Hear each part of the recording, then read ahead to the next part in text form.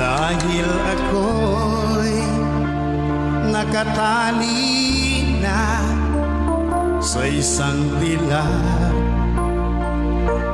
na labis, minahal ko ng tapat at hindi magbabago kailanpaman. Ngunit habang tumatagal, sa'kin lalo kang napamahal. Ang puso ko'y nalilito